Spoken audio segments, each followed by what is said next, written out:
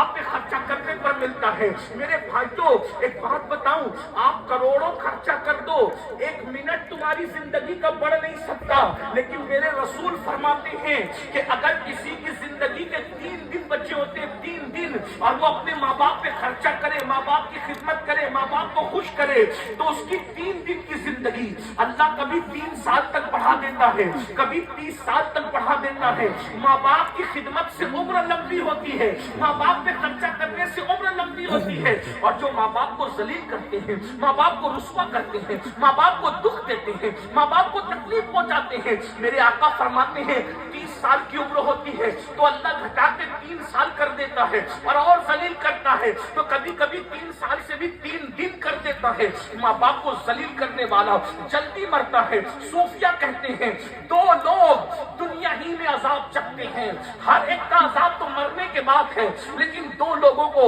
اللہ اس وقت تک موت نہیں دیتا جب تک وہ ذلیل نہ ہو جائے، جب تک رسوا نہ ہو جائے۔ وہ 2 لوگ کون ہیں؟ ایک نبی کا گستاخ جب تک وہ ذلیل نہیں ہوتا اس وقت تک اس کو موت نہیں آتی، اور ایک ماں باپ کا گستاخ جب تک وہ ذلیل نہیں ہوتا اس وقت تک اس کو موت نہیں آتی۔ اس لیے یاد رکھنا، کتنے بھی گر جانا، کبھی نبی کی گستاخی مت کرنا، کبھی ماں باپ کی گستاخی مت کرنا۔ فرمایا گیا ماں باپ کے گستاخ اور ماں باپ کے بے ادبوں کو مرتے وقت ان کی زبان پہ کلمہ بھی نہیں آتا۔ میرے بھائیوں ہم لوگ ہزاروں کی تعداد میں جلسہ سننے جمع ہوتے ہیں، مگر افسوس ہے آج ہمارے بوڑھے ماں باپ ہمارے گھروں میں رو رہے ہیں، ماں باپ رسوائیوں کے دہانے پر ہے، ماں باپوں سے جو ہے وہ اللہ اکبر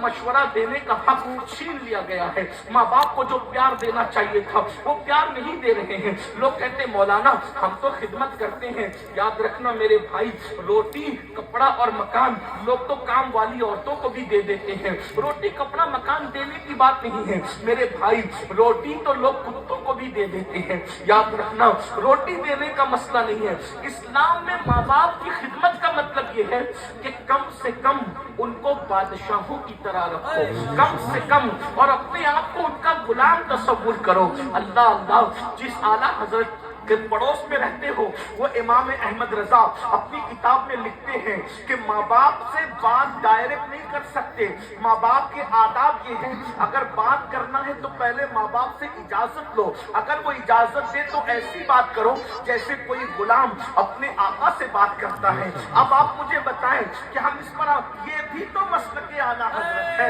اس مسلک اعلیٰ حضرت پر کب عمل کرو گے؟ کیا مسلک اعلیٰ حضرت صرف جلسوں کے نعروں کی حد تک ہے یا عمل کے لیے بھی ہے؟ یاد رکھنا